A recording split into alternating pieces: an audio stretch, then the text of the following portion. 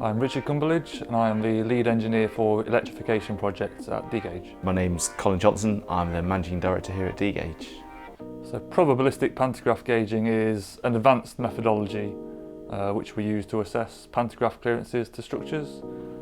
So if we start with static gauging, static pantograph gauging uses a set of crude static gauges which define an envelope which the pantograph will fit into.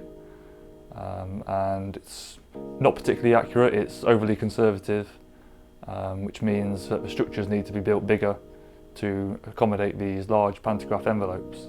The next stage on would be dynamic pantograph gauging, which is more specific. It will use the actual track inputs to calculate the actual sway of the pantograph at the structure.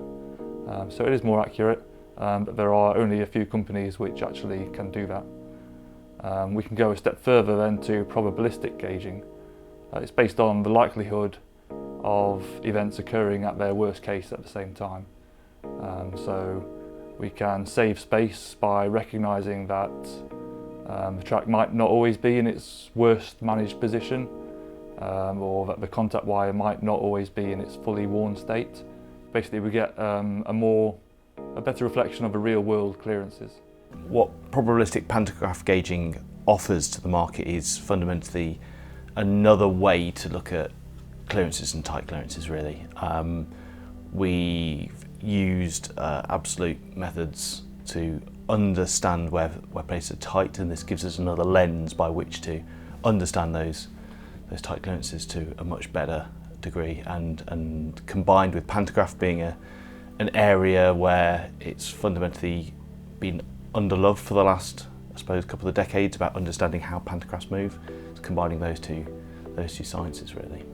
So using probabilistic pantograph gauging, we can help to reduce the project costs of infrastructure and electrification projects.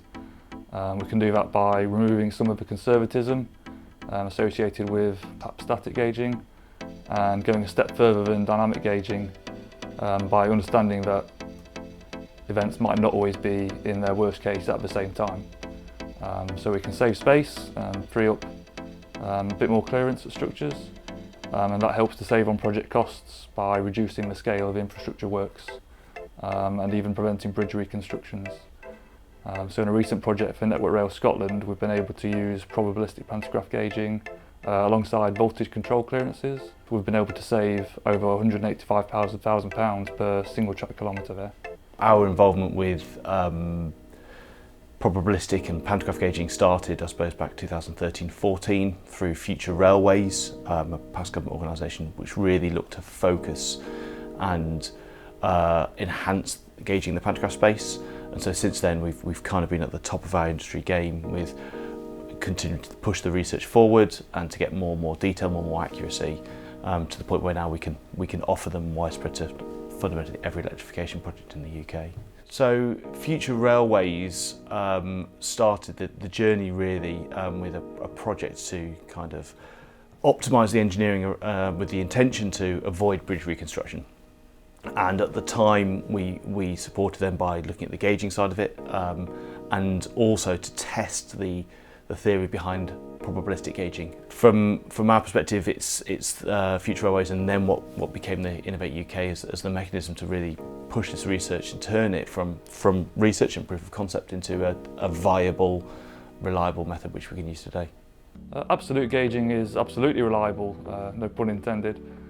It takes the vehicle model and the track information and the survey information, and it adds in the tolerances and allowances, and it will calculate a clearance which is sufficient to clear a vehicle for most of the network in a lot of cases. Probabilistic gauging is really useful for specific tight clearance situations where perhaps we know that we don't have a lot of space, or we're designing into a tight space. For example, designing OLE setups at low overbridges or tight tunnels. We got involved with Network Rail Scotland really off the back of two separate Network Rail projects. One with Network Rail Scotland looking at physical clearances on the West Highlands line. It was part of a first-of-a-kind Innovate UK project where we could apply probabilistic principles to passenger movements. And then we'd also followed on from the Great Western work, where we'd been doing pantograph gauging on the Great Western, and it was taking some of the good learning from those projects and combining the two things: pantograph from the Great Western, probabilistic from the West Highlands line, and how we can use it to reduce the amount of intervention needed to get overhead lines on the Scotland project.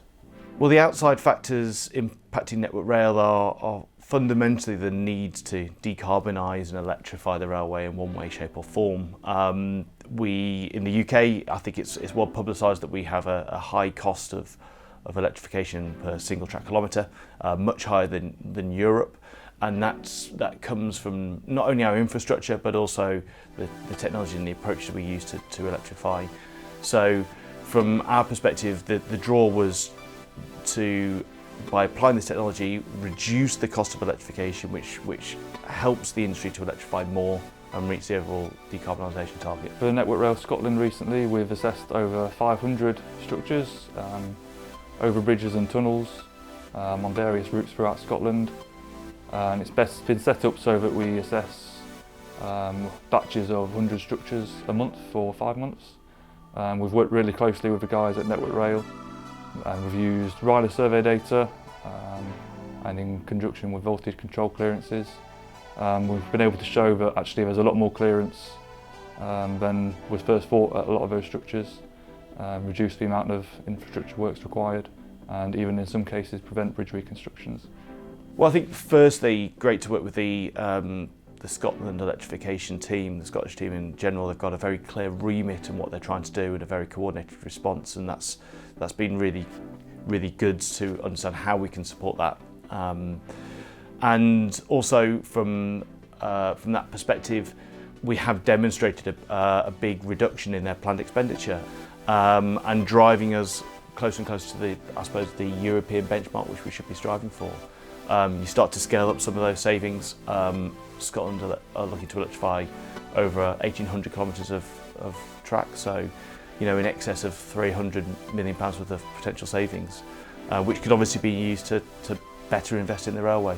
Big success story really from that perspective, and looking to roll out in other Network Rail schemes ongoing.